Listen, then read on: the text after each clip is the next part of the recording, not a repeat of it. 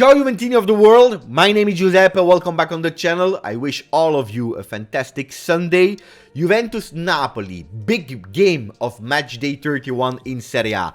A match that could have been a Scudetto decisive game, but unfortunately it's not like that. Why? Because Juventus didn't respect all the hopes and all the beliefs that the Tifosi had in the beginning of the summer. If it was not winning the Scudetto anymore, at least it was fighting until the very last moment of Serie A. We are far away from the Scudetto. The Scudetto is not possible anymore. Well, Juve-Napoli becomes actually the less important games in a week that we know was between reaching the semi-final of Europa League and the return game of Coppa Italia. It's really strange to say because Juve-Napoli should have been that Scudetto game. It's not anymore because Juventus can't win the Scudetto. Well, the Bianconeri, it's over for the Partenopei. They have 99.99% of winning it. But what can that game say? What can that game become? Well, first of all, it can become Juventus beating the future champions, which in terms of pride is always something sad to say for the Bianconeri, but a reality. It can also become the revenge game, because we don't forget the 5-1 that we lost in the first game against Napoli this season. Will that change a lot of things? Absolutely not. The 5-1 will be written in history, but at least taking revenge, avoiding that it happens twice in the same season.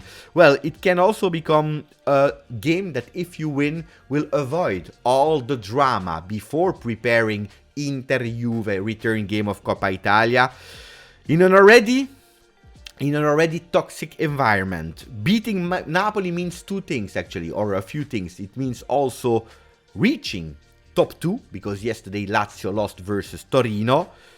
And Allegri yesterday in press conference he said that the new objective after receiving back the 15 points was that top 2. It means also achieving Champions League on the field. Then, if we will have the access to Champions League with UEFA sentences after everything, the circus, the mess finish in Italy, we will discover it. But at least on the field means qualification to Champions League. It means also preparing 23-24 in a way more relaxed way, with bigger hopes, with bigger tools to plan the bigger dreams of the Juventini. I told you, toxic environment. Well, let's come back on only this season. Salernitana. The goal that was cancelled because the VAR was not working, or at least some cameras were not placed really well. That meant that nobody could see it. Yes, there was a mistake said by Gravina, but nobody is at fault. Let's all calm down. Beginning of the season. Mourinho suspended for the game of Juve. Taken back the suspension for one game because they needed to decide. In a justice that is claiming that they want everything to go really fast, it's really strange. 3 days to Cuadrado for a punch in the face of Handanovic, correct. 1 game for Handanovic for a punch in the face of Cuadrado, strange. Are players racially abused without any consequence? Nobody wants to hear it. Lukaku's grace of yesterday, the newness, something that never happened in the history of Serie A, even if Article 43 saying that it's not correct, because you need, before giving a grace, at least that half of the punishment has been done. But anyway, it is what it is. A Rai Sport journalist that yesterday spoke to the one that conducted that Calciopoli documentary, saying that he needed to stop speaking about these old facts from 17 years ago on a public state television. A Serie A has been totally rigged, because you take away 15 points for 3 months, you give them back without final verdict yet, and we are already at 23 April. We are at Matchday 31. Yesterday, Sarri said it. In terms of legal, I have no opinion. That's not my competence. In terms of sporting, I can really say it highly that the Serie A is rigged. And when we know that Sarri is always saying what he has in his mind, well, I can totally agree with him. What does that all lead towards? Well, that leads towards even more increased hate between the supporters. Juventini that are angry because they are saying it's always us. It's always us. We are not treated fairly. There is an unfair way of treating Juventus. Look at all the mentioned points. Why always Juve? Why is Juve punished and not the other ones? While the other supporters, and let's put ourselves in their shoes, they are saying and pointing fingers, it's always Juve. It's always Juve. So the hate is increasing more and more.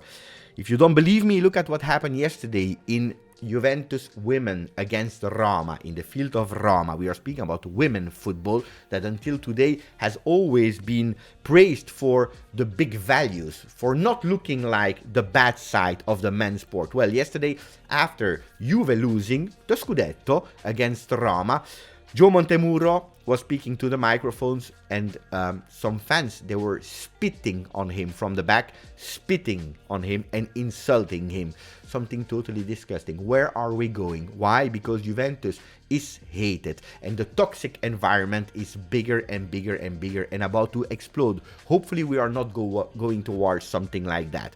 So Juve-Napoli, what I wish this evening is of course the win of Juve, but I want that all the toxicity is going out. It will not happen, but for 90 minutes speaking about football, my biggest wish, that you win, that you draw, that you lose, but that we can speak about players doing beautiful skills, beautiful passes, beautiful goals, fighting for the shirt in a fair play way, without fights on and off the field. This is what I really, really hope to see this evening. Football, more than chaos. Will we be able to achieve it? Well, let's see.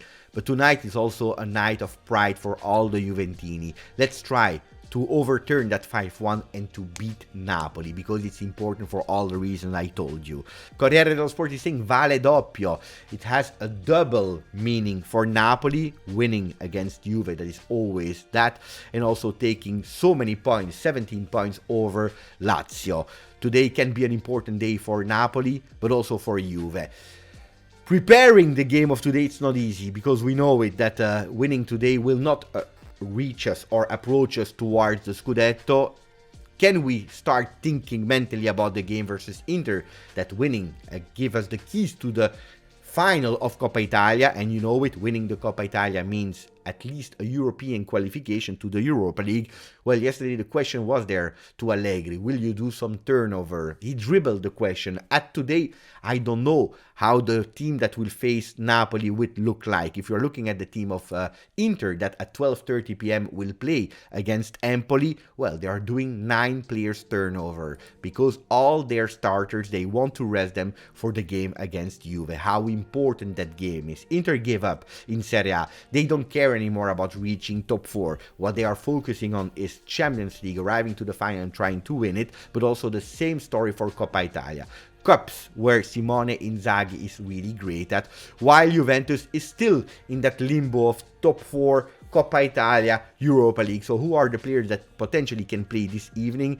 Well, Gazzetta dello Sport and Tutto Sport are giving their version. Tutto Sport with Szczesny to the goal, Alexandro Gatti in the middle, Danilo, Kostic, Rabiot, Locatelli, Fagioli, Quadrado, Milik and Vlahovic up front. Only Bremer Gatti is a doubt for Gazzetta dello Sport, that is reporting exactly the same lineup as Tutto Sport, with only Bremer. They are saying he will be there. Tutto Sport is saying they will not be there.